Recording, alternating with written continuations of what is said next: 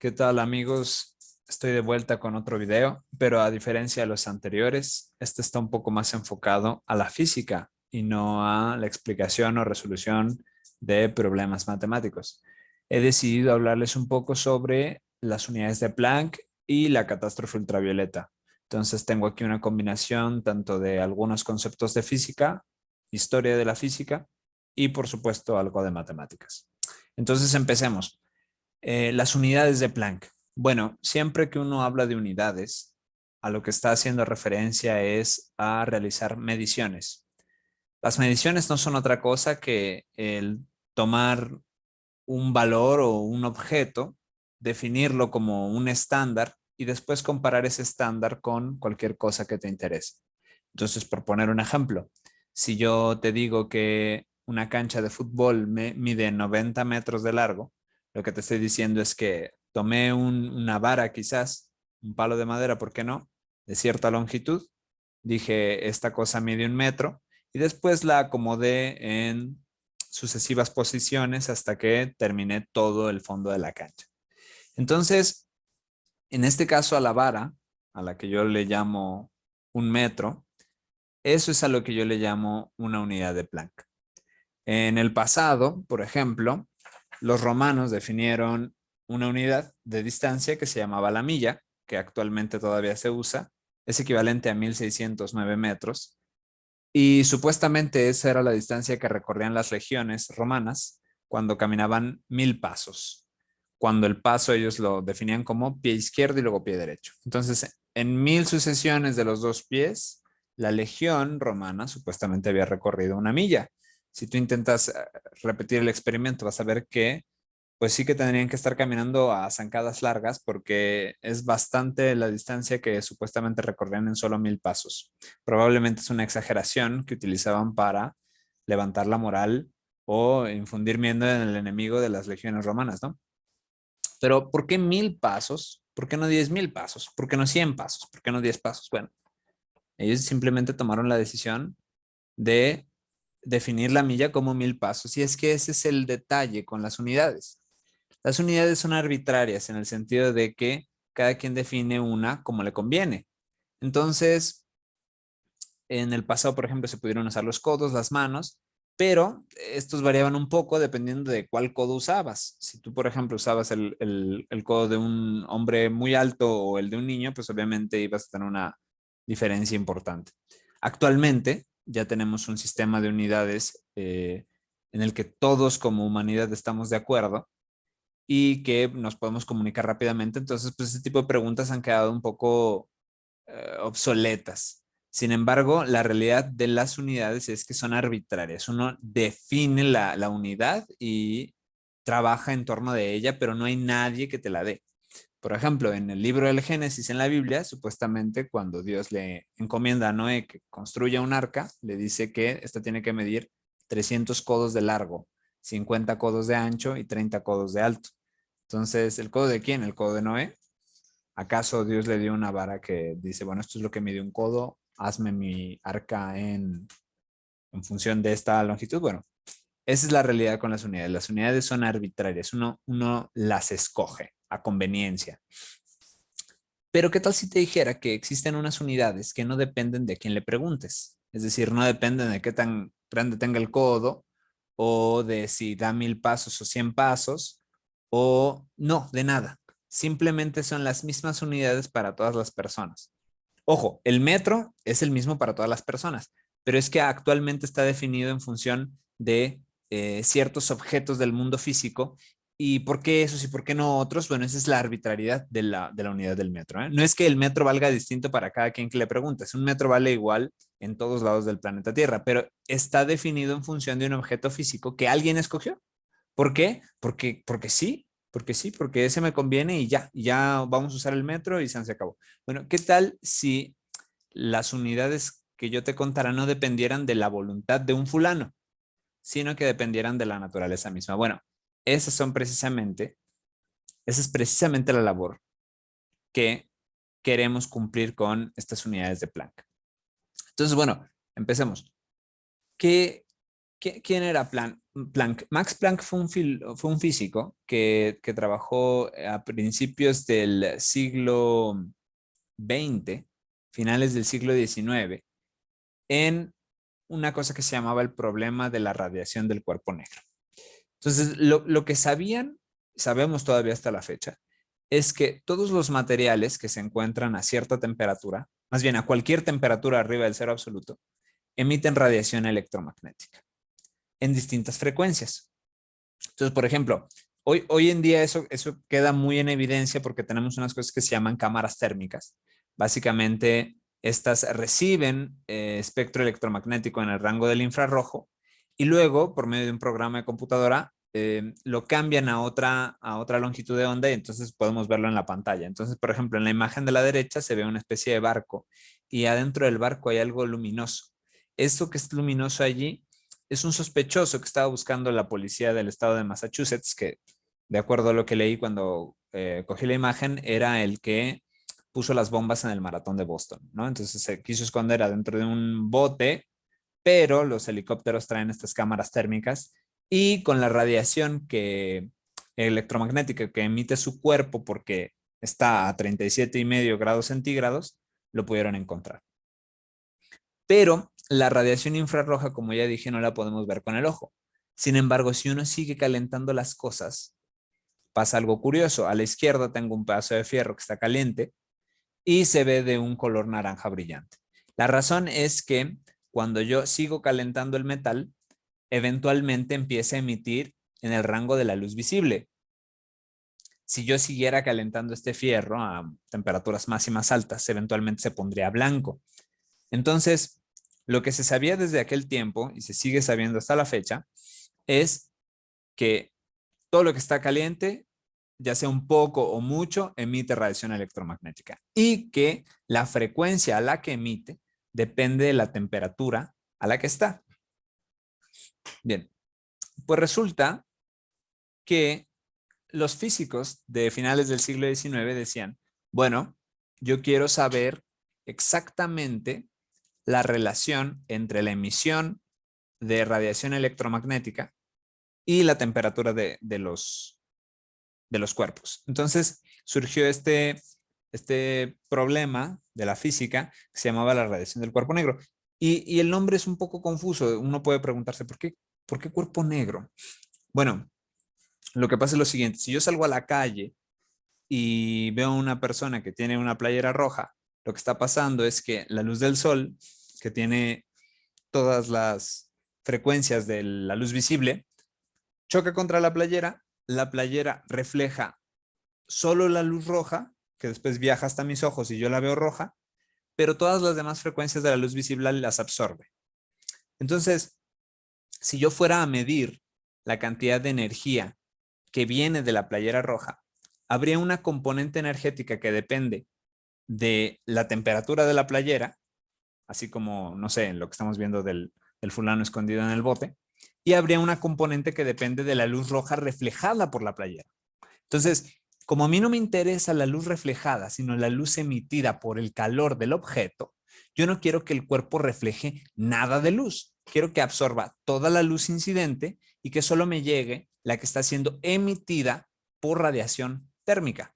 Un cuerpo negro, por definición, está absorbiendo toda la luz incidente, no refleja nada, por eso uno lo ve negro, porque es ausencia de reflexión, pero puede emitir en frecuencias que uno no puede ver. Entonces, se ve negro, pero sí está emitiendo eh, radiación electromagnética. Y la que está emitiendo no es reflejada, sino que es de naturaleza térmica.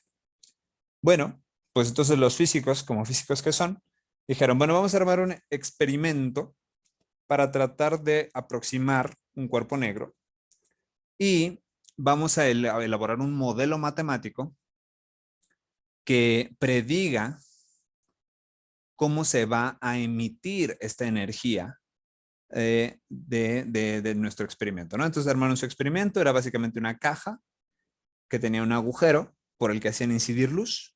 El agujero era pequeño, la luz rebotaba dentro de las paredes y eventualmente toda la caja alcanzaba equilibrio térmico Y la poca luz que podía salir por el hoyo por el que estaban haciendo incidir también ellos luz, se asemeja mucho a la radiación emitida por un cuerpo negro ideal. Entonces, también elaboraron sus teorías matemáticas y dijeron, bueno, para esta temperatura, esto me tiene que salir de luz. Para esta otra temperatura, esto me tiene que salir de luz. Y pues hicieron los cálculos, hicieron también el experimento y llegaron a un problema. Y ese problema es lo que después se fue a conocer como la catástrofe ultravioleta. Entonces, ¿qué es?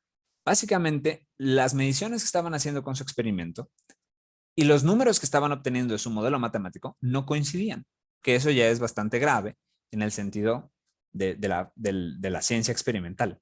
Los resultados teóricos te tienen que coincidir con los resultados experimentales. Pero en el caso del modelo de emisión de radiación, había un problema extra. El problema consistía en que para valores de frecuencias bajas, de luz de frecuencia baja, más o menos se parecían los datos experimentales con los datos teóricos.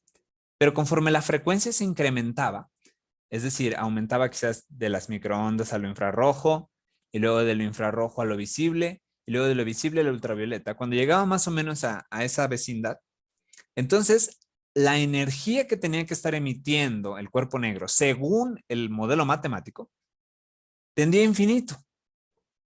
Entonces el modelo matemático lo que les estaba diciendo es, si tú tienes un cuerpo negro idealizado, conforme te acerques tú a la frecuencia ultravioleta, el cuerpo negro va a estar cada vez emitiendo más y más y más y más energía. Entonces, ya después de la luz ultravioleta, el cuerpo negro te va a estar emitiendo unas cantidades infinitas de energía. Bueno, no solo no es más que suficiente el hecho de que no coincidiera el experimento. Aparte, el modelo te estaba diciendo que iba a emitir una cantidad infinita de energía. Eso es un absurdo en todo el sentido de la oración. Y por lo tanto sabíamos que el modelo matemático estaba mal. Entonces, ahora quiero decir, los físicos del finales del siglo XIX que se dedicaron a esta predicción no eran unos improvisados. Eran épocas muy, muy avanzadas de la física clásica y sin embargo, las mentes más brillantes de la época no podían resolver este problema. De ahí que surgiera el nombre de catástrofe ultravioleta, que fue un término acuñado por un físico muy importante llamado Paul Ehrenfest, que bueno, lamentablemente también fue protagonista de otra catástrofe, pero esa es otra historia. Pues resulta que no se sabía por qué. El modelo matemático no funcionaba, no estaban coincidiendo los datos experimentales con los predichos y teníamos un problema entre manos. Entonces entra en escena su excelencia, Max Planck, un físico del más alto nivel, y él propone lo siguiente. Dice, bueno, lo que estamos midiendo, quiero hacer aquí un pequeño paréntesis para tratar de explicar un poco lo que es la gráfica. Entonces, estos 5000K que aparecen en pantalla, lo que nos dicen es que este es un cuerpo negro que está a 5000 Kelvin de temperatura, es decir, aproximadamente 4750 grados Celsius. Y cuando un cuerpo negro idealizado se encuentra a esa temperatura, lo que nos dice el experimento es que va a emitir más o menos 12 kilowatts de radiancia espectral en la frecuencia correspondiente con el color amarillo, más o menos. Entonces, va a emitir un poco menos, por ejemplo, para el color rojo, ¿no? Que está un poco más acá. Va a emitir un poco menos también para el color azul, que corresponde a una longitud de onda, que recordamos es el inverso de la frecuencia, por aquí. Esta franja de lo visible nos indica pues que son los colores que conocemos. También hay espectro electromagnético de este lado. Entonces, por ejemplo, para frecuencias bajas, o bueno, frecuencias, aquí nos dice del infrarrojo, está emitiendo menos. Vemos que hay varias curvas. Hay una curva azul, hay una curva verde. La curva verde emite menos en el rango de lo visible, pero emite, pues sí, emite menos en el rango de lo visible, ¿no? Emite un poco más del lado del infrarrojo.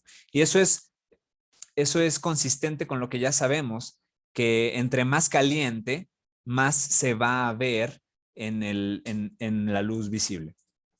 Sin embargo, lo que esta línea negra nos indica de este lado, esta es la teoría clásica, él lo dice, es que a 5000 Kelvin, o sea, a la misma temperatura que ya hicimos las mediciones, según la teoría clásica, mira cuánta energía tendría que estar emitiendo para estas longitudes de onda. Y para las que corresponden a lo visible ya ni siquiera se ve, o sea, está tan arriba la línea negra que ya ni siquiera entra en la cuadrícula. Está emitiendo muchísima energía, de acuerdo a la teoría, no a los experimentos, en la luz visible, y para la luz ultravioleta, hombre, que ya está en el rango de lo inacabable, ¿no? O sea, una cantidad gigantesca de energía. Dicen los físicos, hombre, pero ¿cómo va a ser que nos dice una cantidad infinita de energía cuando a lo mejor el objeto está a 20 grados centígrados, que ni tan caliente es? Bueno, aquí estos son 5000 Kelvin, que es calientísimo, pero que era un absurdo lo que estaba prediciendo la teoría y lo que estaba prediciendo y en comparación con lo que estaban viendo. Bien, pues entonces entra en escena, como ya dije, Max Planck, y Max Planck dice, bueno, ¿qué estamos haciendo? Estamos midiendo energía electromagnética. Entonces, un poco de manera heurística, es decir, para resolver el problema, dijo, ¿qué tal si proponemos que la energía electromagnética que queremos medir sea múltiplo de una unidad mínima? Es decir, la energía electromagnética que estamos midiendo no puede tomar cualquier valor. Solo puede tomar valores que sean múltiplos de cierta cantidad. Entonces, ¿qué es lo que propone? Dice, ok, para la energía emitida en la frecuencia de cero, no sé, en la frecuencia que corresponde a la luz amarilla, entonces esta unidad mínima de energía es un número h multiplicado por la frecuencia del amarillo. Es más, voy a poner aquí esta letra, esta es la letra griega nu, y vamos a suponer que esa es la frecuencia de la luz amarilla. Para la luz roja igual, cierto número que él calculó, multiplicado ese número por la frecuencia de la luz roja. Entonces, esta es la cantidad mínima de energía que puedes recibir, o que puedes emitir más bien, de luz roja. No puedes tomar cualquier valor. Es un poco como en los juegos, en los videojuegos viejos, tipo Mario Bros, que cuando caminabas hacia adelante, caminabas un cuadrito completo. No podías caminar medio paso, no podías tener uno de los pies de Mario en el cuadro de adelante y uno de los pies atrás. O caminabas el cuadro completo, o te regresabas el cuadro completo, o te quedabas quieto, pero no podías avanzar medio cuadro, ni un cuarto de cuadro, ni un tercio de cuadro, ni nada. O sea, son cuadros completos. Lo que propone Max Planck, que hasta la fecha sigue siendo raro, es la energía no puede tomar cualquier valor, puede tomar valores completos de la unidad mínima de energía y háganle como quieran. Bueno, pues era a lo mejor un intento desesperado por resolver el problema, pero ¿qué sucedió? Que haciendo los correspondientes cambios en el modelo matemático, ahora sí coincidieron los datos. Los datos medidos experimentalmente y los predichos por la teoría de Max Planck haciendo este ajuste coincidían perfectamente. Este es el nacimiento, o bueno, uno de los primeros momentos estelares de la física cuántica. Y es que la palabra cuántica lo que dice es, bueno, la palabra cuántica se deriva de una palabra en latín que quiere decir, que se llama cuanta, que es cantidad. Entonces, la física cuántica lo que nos dice es que las variables medibles como la energía, la carga eléctrica, etcétera, toman siempre valores enteros únicamente de una cantidad mínima. Vamos a poner aquí entre paréntesis. Mínima de energía o de carga, etcétera, etcétera. Antes se creía que uno podía tomar cualquier valor. O sea, si yo tengo energía, puedo tomar cualquier valor de energía que se me dé la gana. Bueno, resulta que no. Así como con el dinero. Uno no puede pagar cualquier cantidad de dinero. Uno puede pagar solo múltiplos enteros de la unidad mínima que son los centavos. Uno sí que puede pagar medio peso, ¿no? Serían 50 centavos. Pero paga medio centavo. No se puede. No hay medio centavos. La unidad mínima de dinero son centavos. Entonces, no puedes pagar medio centavo, ni 3/4 de centavo, ni una décima de centavo. Es imposible. O pagas centavos completos o no pagas nada. De igual manera, la energía está cuantizada. Es decir, solo puede tomar valores enteros de una unidad mínima de energía. Y esto fue pues bastante impresionante. Entonces, ¿qué procede? Esta cantidad H que yo comenté hace rato, vamos a subir un poco. Esta cantidad H que yo comenté hace rato fue a llamarse después la constante de Planck. Y a la época de Planck se conocían también otras dos constantes fundamentales, una de las cuales es la G mayúscula, que es la constante de gravitación universal. La midió Sir Isaac Newton, que quizás sea el físico más importante de todos los tiempos. Y había otra constante universal muy importante que está denotada por la letra C y es la velocidad de la luz en el vacío. Esto es importante porque la luz cambia un poco de velocidad dependiendo del medio en el que se propague. No viaja a la misma velocidad en el agua que en el aire, que en el espacio vacío entre la Tierra y Marte, que en plástico chino, no sé. Entonces la que nos importa es la que es en el vacío, es decir, cuando la que lleva la luz cuando sale del sol y viaja hasta la Tierra, ¿no? Bueno, pues se conocían estas tres constantes y además de hacer su trabajo fenomenal para inaugurar la física cuántica, Planck dijo, bueno, si yo combino de una manera inteligente estas tres constantes, puedo obtener unas unidades básicas de masa, de tiempo y de distancia. Entonces, lo que voy a hacer a continuación es deducir de dónde salen las unidades de Planck, que son la distancia de Planck, el tiempo de Planck y la masa de Planck. Vale. Pues a ello. Vamos a empezar por la velocidad de la luz. ¿Qué unidades tiene la velocidad de la luz? Bueno, es una velocidad, así que simple y sencillamente voy a usar estos corchetes para denotar dimensiones. Metros sobre segundo. Ya, es todo. Esas son las unidades de la velocidad de la luz. ¿Cuáles son las unidades de la constante de Planck? Bueno, ¿de dónde salía? Decíamos, es energía y esta energía viene, la constante de Planck multiplicada por una frecuencia. Las frecuencias son hertz, es decir, 1 entre el segundo. Entonces, vamos a ponerlo de la siguiente manera. Vamos a poner una flecha acá. Las unidades de energía son los joules. Esto para que se vea que son dimensiones. La H no sé cuánto valga. Y la frecuencia son 1 entre el segundo.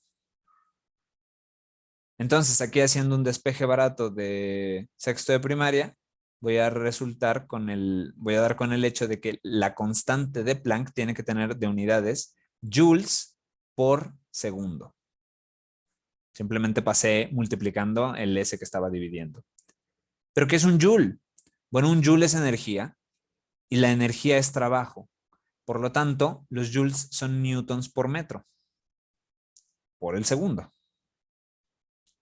¿Pero qué es un newton? Bueno, un newton es masa por aceleración, es decir, un newton es kilogramos por metro sobre segundo al cuadrado por metro, que es este, por S. Entonces, voy a anular este S de acá y este S de acá. Voy a juntar estos dos M's y me va a quedar entonces que las unidades, perdón, que la constante Planck tiene de unidades kilogramos por metro cuadrado entre segundo. Esas son las unidades de la constante de Planck. Vamos a escribirlas por acá. Uy.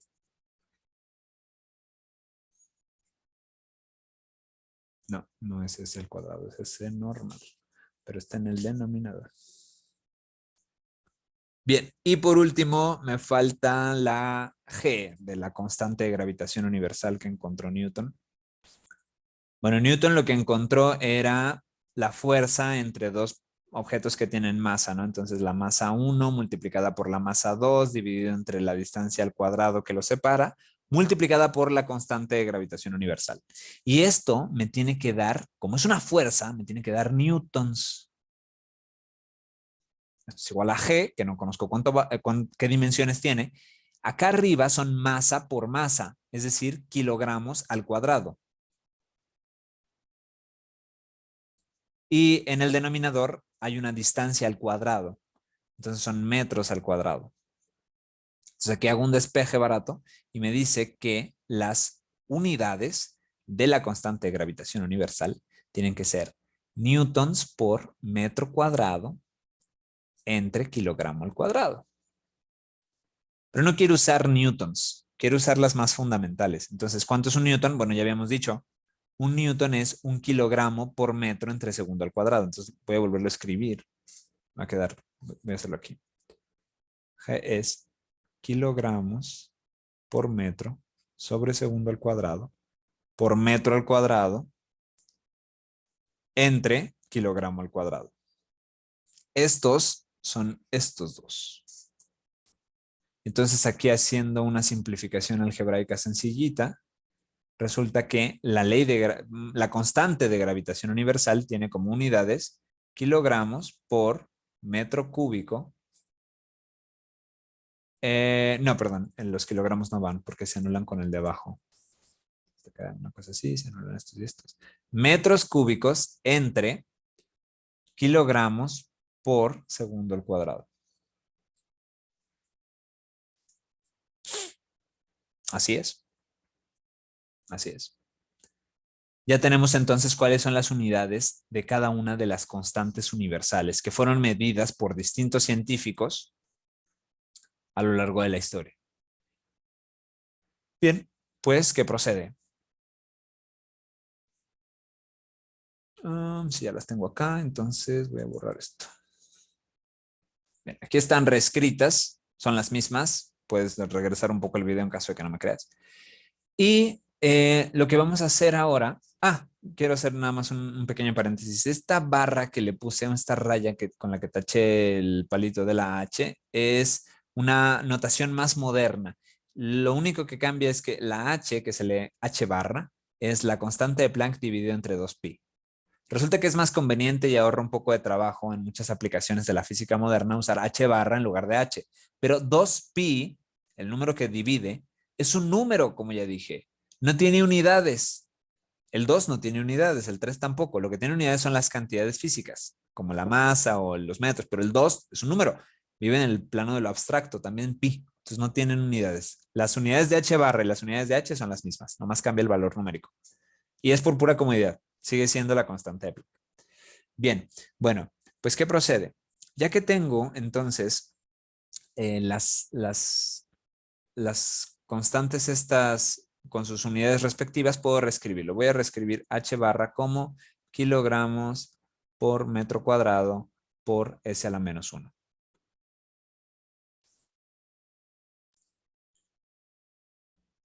Bien, entonces lo único que hice fue reescribir H barra en unidades, digo, nada más usando un hecho básico de la álgebra de secundaria, que es que los exponentes que están en el denominador son exponentes negativos. Entonces voy a hacer lo mismo acá y voy a reescribirlo. M al cubo, S a la menos 2, kilos a la menos 1.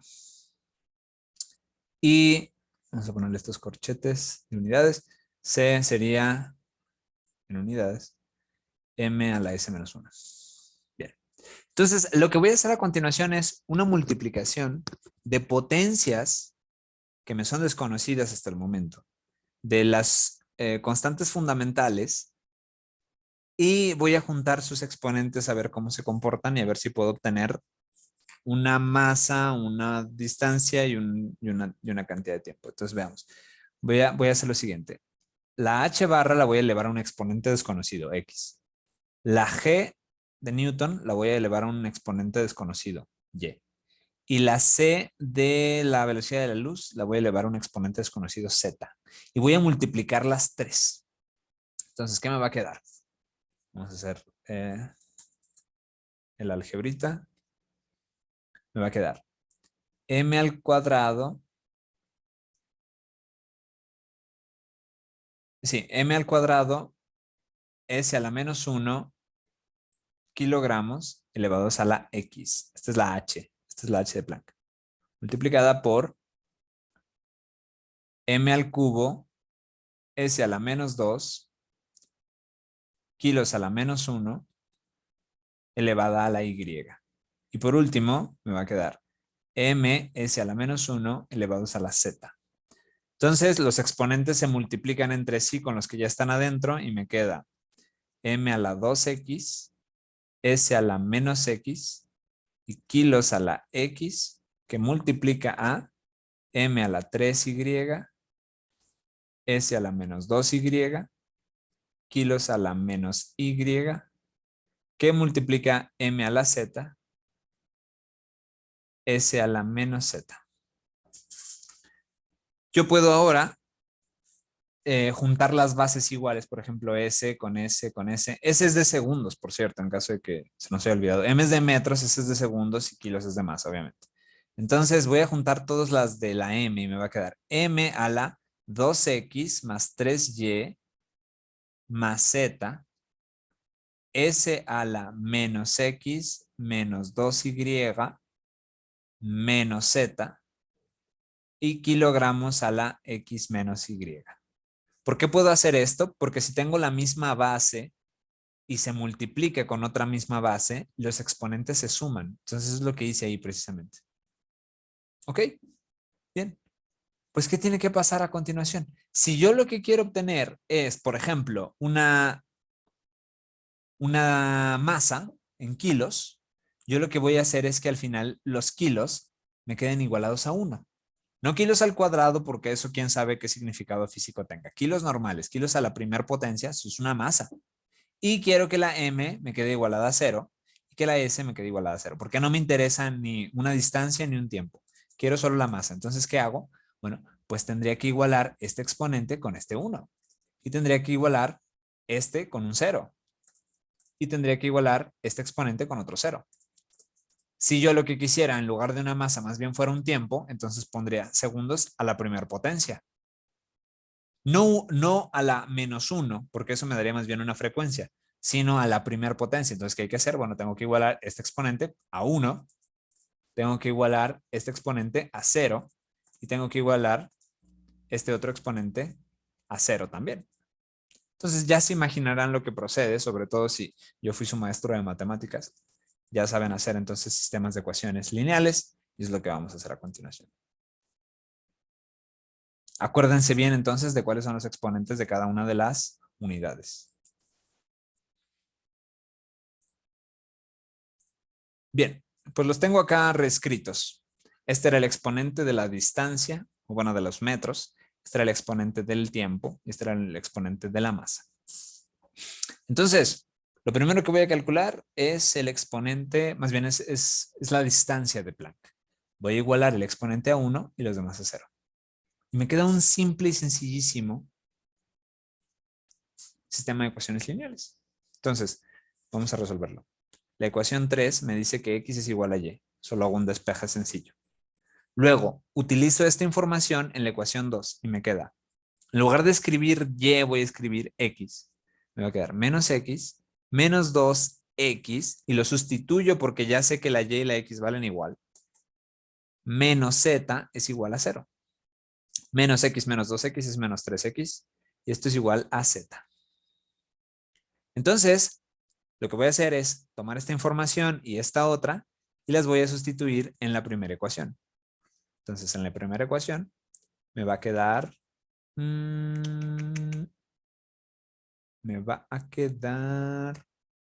que 2x más 3x menos 3x, en lugar de escribir z, escribí 3x, y en lugar de escribir y, escribí x. Esto y esto se anulan y esto es igual a 1. Entonces 2x es igual a 1. Por lo tanto, x es igual a 1 medio. Ese es el exponente al que tengo que elevar la constante de Planck. Ahora, y, bueno, y vale lo mismo que x, entonces también vale 1 medio. Y z vale menos 3 veces lo que valga x, que es 1 medio. Entonces, z vale menos 3 medios. ¿Bien? Bien. Entonces, reescribiendo la ecuación como la tenía originalmente, tendríamos h barra igual a 1 medio, más bien h barra elevada a la 1 medio, Y era la de la G, me quedaría G a la 1 medio. Y C estaría evaluada a la 3 medios. No, menos 3 medios, perdón. Bien, entonces, vamos a ver si puedo conseguir un poco más de espacio. ¿Qué se puede hacer desde acá?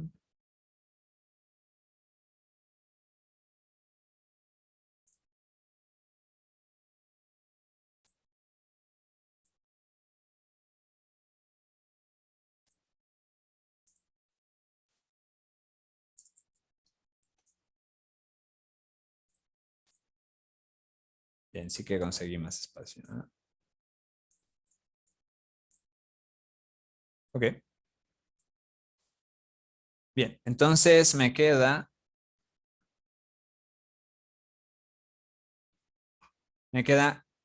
factorizando el 1 medio, me quedaría h a la 1, g a la 1, c a la menos 3, no, a la 3 porque ya está en el denominador. Todo esto a la 1 medio.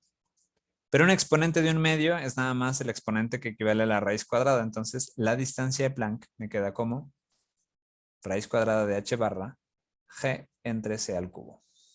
Esta es la distancia de Planck. Si uno quiere calcular el valor, simplemente tiene que sustituir los valores de las constantes fundamentales y esa es la distancia de Planck. Bien, entonces hagamos lo mismo para las otras unidades. Bien.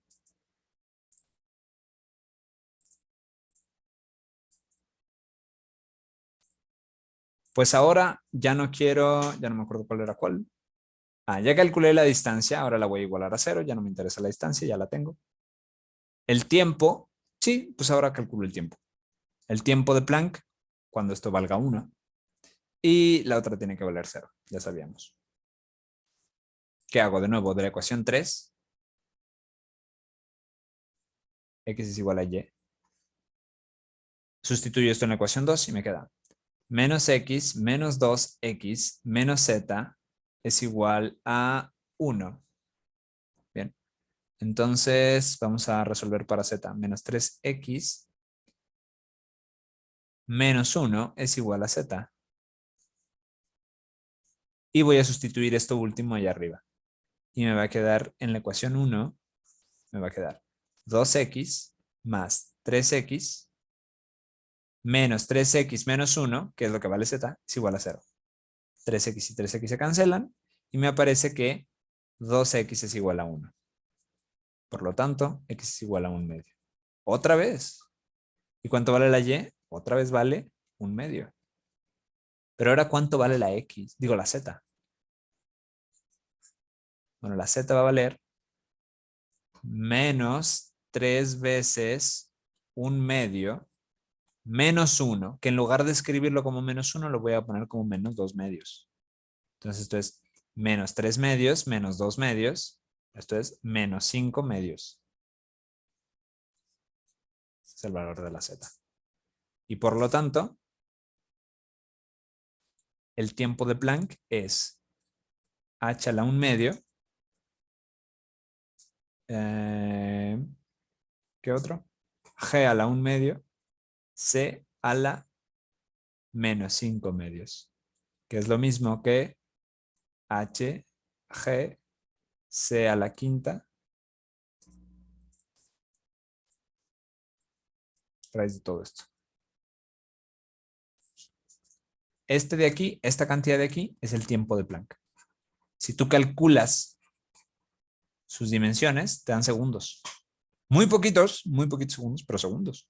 Es un tiempo. Bueno, solo falta una cantidad a calcular. Solo falta una unidad a calcular. Y es la masa de Planck. Que ya sabemos, por supuesto, es cuando estos dos valen 0 y este de aquí vale 1. Lástima porque la tercera ecuación me estaba ayudando mucho con los cálculos. Entonces, bueno, x es igual a y más 1. Entonces, en lugar de escribir x, voy a escribir y más 1. En la segunda ecuación me va a quedar menos y más 1 menos 2y menos z igual a 0. Esto me queda menos y, menos 1, menos 2y, menos z igual a 0. Simplificando acá los términos comunes, me queda menos 3y. Menos 1 es igual a z.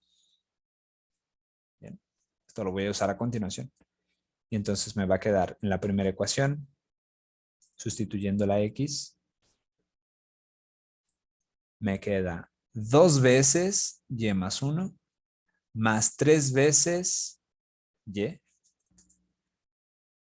más, bueno, y de una vez pongo los signos que aparecen ahí, menos 3y menos 1 es igual a 0. 3y menos 3y se cancelan. Me va a quedar aquí entonces que 2y más 2 menos 1 es igual a 0.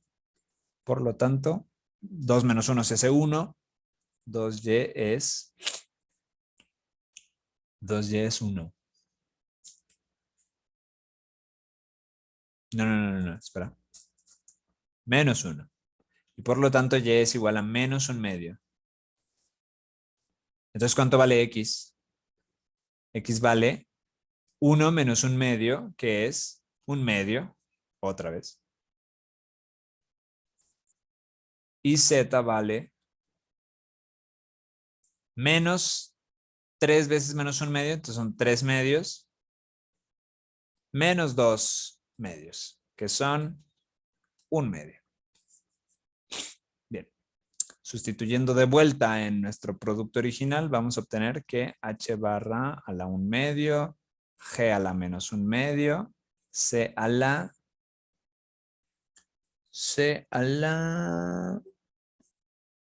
1/2. Y por lo tanto, no. Ahora quedó abajo la g. Esta cantidad pasa a llamarse la masa de Planck. Si uno calcula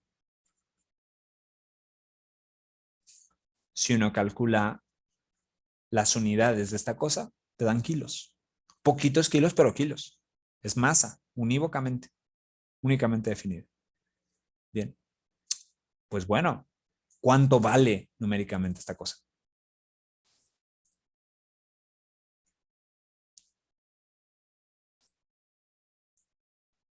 Resulta que si uno googlea los valores de la constante de Planck, de la gravitación universal y de la velocidad de la luz, que repito, no fueron escogidos por nadie, sino que fueron medidos por notables científicos en su determinado momento.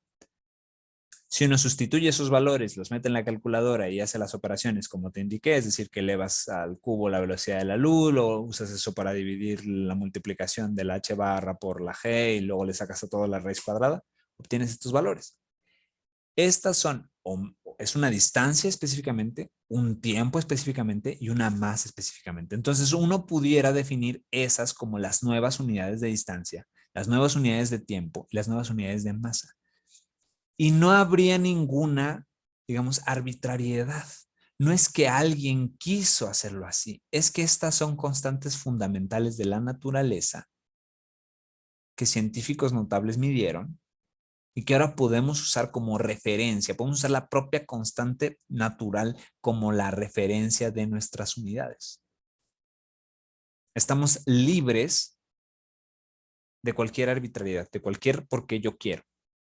No es porque queramos, es porque las constantes universales, digamos, la voluntad divina, si gustas, del universo, es que sean esas las unidades de distancia, de tiempo y de masa. Bueno, pues parece que en esta ocasión sí que me extendí en tiempo.